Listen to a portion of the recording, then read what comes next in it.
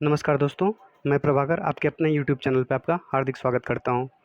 दोस्तों, इन दिनों एक खास खबर चर्चा का विषय बना हुआ है कि चीन ने एक आर्टिफिशियल सन का निर्माण कर लिया है, जिसका तापमान हमारे नेचुरल सन के इनर कोर से भी 10 गुना ज़्यादा है। तो क्या चीन ने सच में आर्टिफिशियल सन का निर्माण कर लिया है, जो कि हमारे नेचुरल सन को रिप्लेस कर सकता है, जैसा कि न्यूज़ चैनल और न्यूज़पेपर्स में दिखाया जा रहा है? तो आइए जानते हैं कि चीन ने असल में किया क्या। पृथ्वी पर मौजूद ज़्यादातर एनर्जी सोर्सेज जो हैं वो पॉल्यूशन क्रिएट करते हैं या फिर हार्मफुल रेडिएशन को जनरेट करते हैं। उदाहरण के तौर पे हम थर्मल पावर प्लांट का इस्तेमाल बिजली उत्पादन के लिए करते हैं, लेकिन इस पावर प्लांट में इस्तेमाल होने वाले कोयला जो है वो काफ़ी पॉल्यूशन क्रिएट करता है। और उसी तरह हम न्यूक्लियर फ्यूज़न रिएक्टर से भी ऊर्जा प्राप्त करते हैं, लेकिन इसमें भी हार्मफुल रेडियोएक्टिव वेस्ट फैलता है।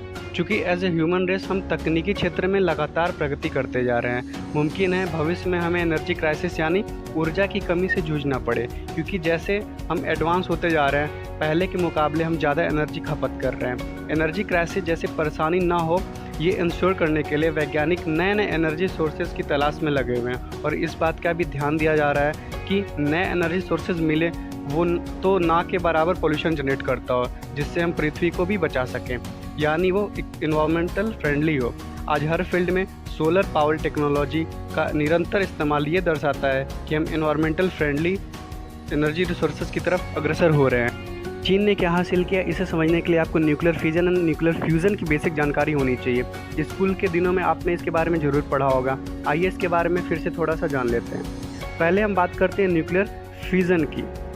अगर साधारण शब्दों में कहूँ तो न्यूक्लियर फिजन वह प्रोसेस होता है जिसमें एक एटम का न्यूक्लियस टूटकर बहुत सारे न्यूक्लियाई में कन्वर्ट हो जाता है, और जितने भी न्यूक्लियर रिएक्टर होते हैं उनमें न्यूक्लियर फिजन का इस्तेमाल होता है। और आमतौर पे इन न्यूक्लियर रिएक्टर में यूरेनियम 235 और प्लूटोनियम 239 का इस्तेमाल होता है, और ये फिजाइल मटेरियल भी होते हैं।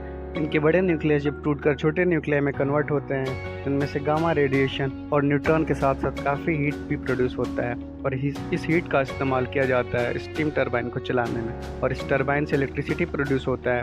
बट न्यूक्लियर फिजन के साथ परेशानी ये होती है कि इसमें बहुत सारा हार्मफुल रेडियोएक्टिव वेस्ट भी जनरेट होता है, जो कि हमारे शरीर व वातावरण के लिए बहुत ही खतरनाक होता है। अगर हम न्यूक्लियर फ्यूज़न की बात करें तो यह बिल्कुल ही उल्टा होता है। इसमें बहुत सारे लाइटर न्यूक्लियाई मिलकर के एक हैवी न्यूक्लियस का निर्माण करते हैं, जिसमें काफ़ी मात्रा में हीट और एनर्जी प्रोड्यूस होता है। और ख़ास बात यह है कि सूर्य के प्रकाश और ऊर्जा का जो स्रोत है वो इस न्यूक्लियर फ्यूज़न के ही कारण होता है। इसमें हाइड्रोजन न्यूक्लियाई फ्यूज़ होकर के हीलियम न्यूक्लियाई का निर्माण करते हैं। न्यूक्लियर फ्यूज़न के मुकाबले न्यूक्लियर फ्यूज़न का सबसे बड़ा एडवांटेज यह है कि इसमें न्यूक्लियर फ्यूज़न की तरह कोई भी न्यूक्लियर वेस्ट जनरेट नहीं होता है। इसका मतलब यह है कि पृथ्वी पे यदि हम न्यूक्लियर फ्यूज़न जैसे एक्सपेरिमेंट को सफलतापूर्वक अंजाम देते हैं तो इसमें काफ़ी हद तक एनर्जी भी मिलेगी और कोई हार्मफुल वेस्ट भी नहीं प्रोड्यूस होगा। यही कारण है कि वैज्ञानिक काफ़ी समय से न्यूक्लियर फ्यूज़न को सफल बनाने में लगे हुए हैं, और इस क्षेत्र में चीन ने एक महत्वपूर्ण सफलता प्राप्त कर ली है, जो कि इस समय चर्चा का विषय बना हुआ है। उनका कहना ये है कि उन्होंने प्लाज्मा में 101 सेकेंड तक 120 मिलियन डिग्री सेल्सियस और 20 सेकेंड तक 160 मिलियन डिग्री सेल्सियस का टेम्परेचर सस्टेन किया है, मेंटेन करने में सफल हुए हैं, जो कि सन के कोर टेम्परेचर से भी 10 गुना ज़्यादा है। अब आप सोच रहे होंगे कि पृथ्वी पर ऐसी कौन सी चीज़ है जो कि इतना तापमान झेल सके। तो चीन ने ये आखिर किया कैसे? तो दोस्तों, चीन ने न्यूक्लियर फ्यूज़न के एक्सपेरिमेंट को अंजाम देने के लिए एक विशेष तरह का टोकामक रिएक्टर का इस्तेमाल किया। ये टोकामक रिएक्टर जो है ये खास तरह का डिवाइस होता है जो मैग्नेटिक फील्ड का इस्तेमाल करके हॉट प्लाज्मा को एक खास एरिया के अंदर ही समेट के रखता है, ताकि किसी भी तरह वह उसके कंटेनर को टच ना कर सके। क्योंकि हॉट प्लाज्मा इतना गर्म होता है, अगर ये टोकामक कंटेनर के संपर्क में आ जाता है तो उसे पूरी तरह डिस्ट्रॉय कर सकता है। तो चीन ने जिस टोकामक रिएक्टर का इस्तेमाल किया था उसका नाम था experimental advance super conducting tokamak, जिसको शॉर्ट में हम इस भी बोलते थे। इस टोकामक का जो शेप था वो सिलेंड्रिकल शेप था, और इसका जो वजन था वो 360 टन था। इसका डायमीटर 8 मीटर था, और इसका जो ऊंचाई था वो पूरा 11 मीटर था।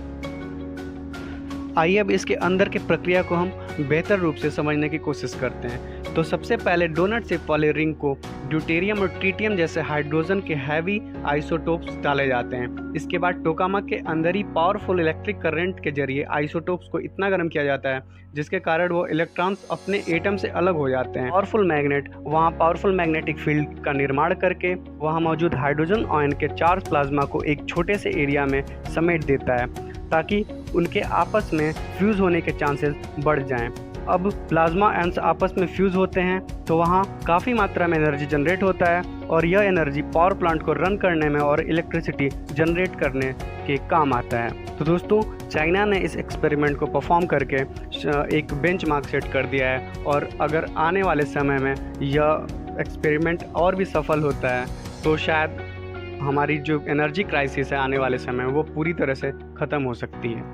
तो दोस्तों, आज का वीडियो आपको कैसा लगा? अगर ये वीडियो आपको अच्छा लगा तो प्लीज़ इस वीडियो को लाइक एंड शेयर कर दीजिए और ऐसे वीडियोस पाने के लिए प्लीज़ चैनल को सब्सक्राइब कर दीजिए। धन्यवाद।